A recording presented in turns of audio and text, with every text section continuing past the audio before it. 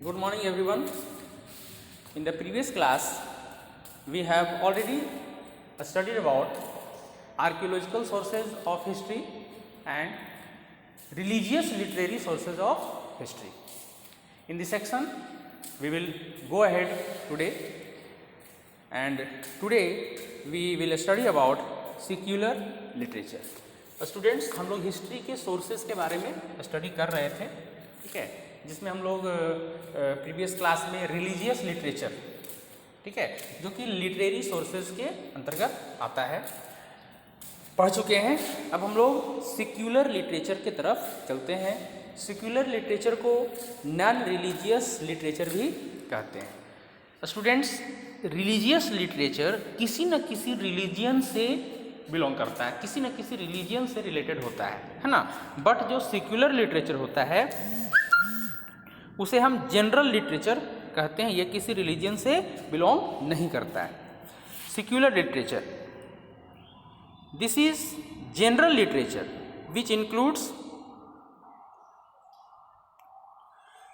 Poetry, plays, stories, travel accounts and ethics. ये जो है सेक्युलर लिटरेचर एक तरह का जनरल लिटरेचर है. इसमें क्या क्या आते हैं? Poetry, plays, stories, travel account and ethics. They are non religious nature. Most of them are written to record the events and rules of the society and administrative regulations.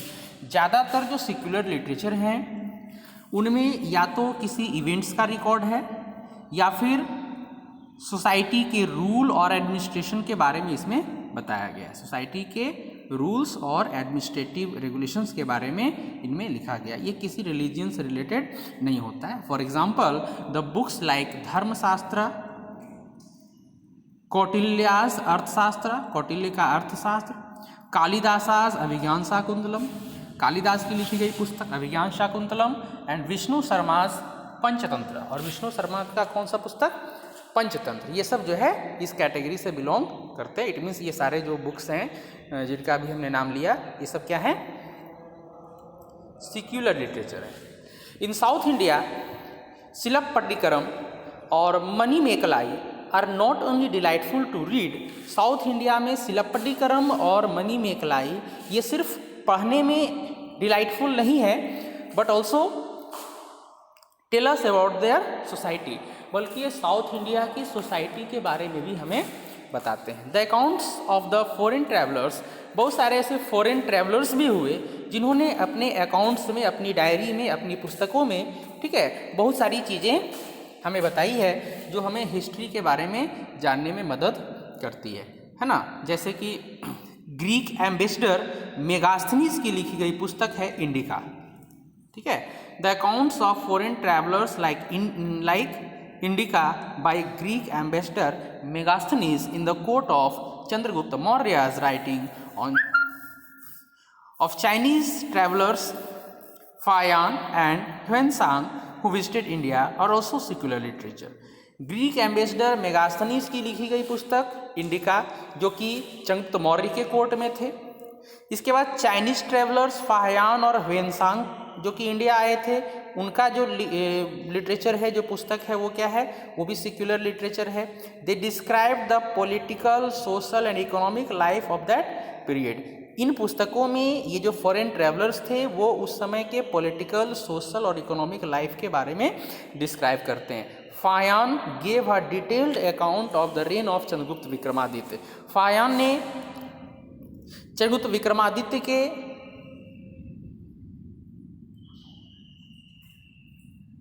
के बारे में जो है डिटेल्ड अकाउंट दिया. Fahien gave a detailed account of the reign of Chandragupta Vikramaditya while Huansang wrote Siyuki which is an important source of information about King Harsha. उसी तरह से ह्वेनसांग ने एक पुस्तक लिखी थी जिसका नाम था सयुकी, जो कि एक इम्पोर्टेंट सोर्स ऑफ इंफॉर्मेशन है किसके बारे में? About the king Harsh. Harsh means Harshvardhan, जो कि वर्धन डायनेस्टी से बिलोंग करते थे. तो हर्षवर्धन के टाइम में ही जो है फायान इंडिया आए थे. और वो उनके दरबार में, उनके कोर्ट में काफ़ी दिन तक रहे और उन्होंने उसके हर्ष के बारे में काफ़ी कुछ वर्णन अपनी पुस्तक में जो है किया है। उस पुस्तक का नाम क्या है? संयुगी। Besides them, there are many Roman and Greek accounts that tell us about ancient India's geography and trade.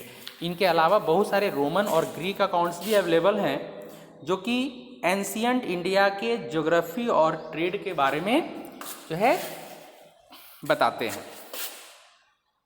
For example, the Periplus of Erythraean Sea is another account by the Greek traveller who described the various ports of India as he traveled from Mediterranean Sea to the western coast of India.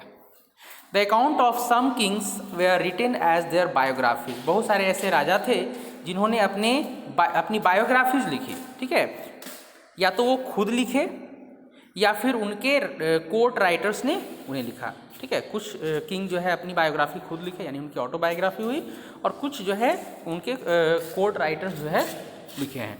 The accounts of some kings were written as their biographies by the writers of their court. For example, Banabhatta was a writer in the court of Harshavardhana who wrote Harshacharita. Banabhatta जो थे वो court writer थे किनके क्या? हर्षवर्धन के court में, जिन्होंने कौन सी पुस्तक लिखी? हर्षचरित।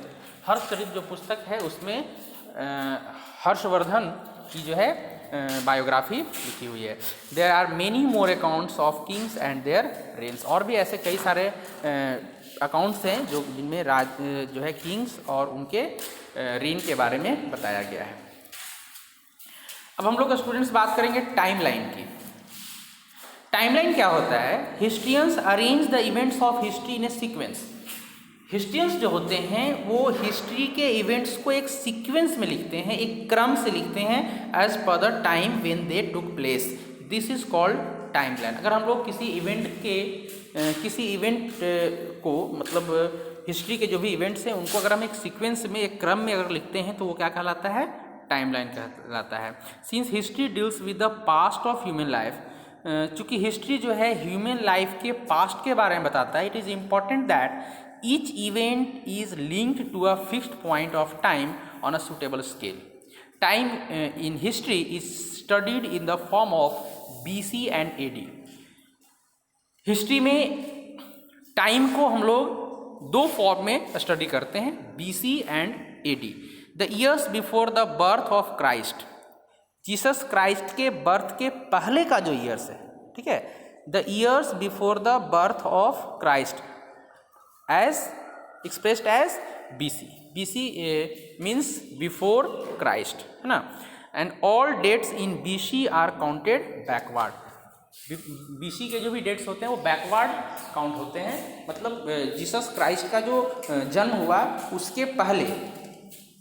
अगर हम कहते हैं 5 BC का मतलब हुआ कि जीसस क्राइस्ट के बर्थ के 5 years बिफोर। अगर हम 10 BC कहते हैं तो इट मीन्स जीसस क्राइस्ट के बर्थ के 10 years before. And AD means होता है anno Domini. Anno Domini means the year of the Lord.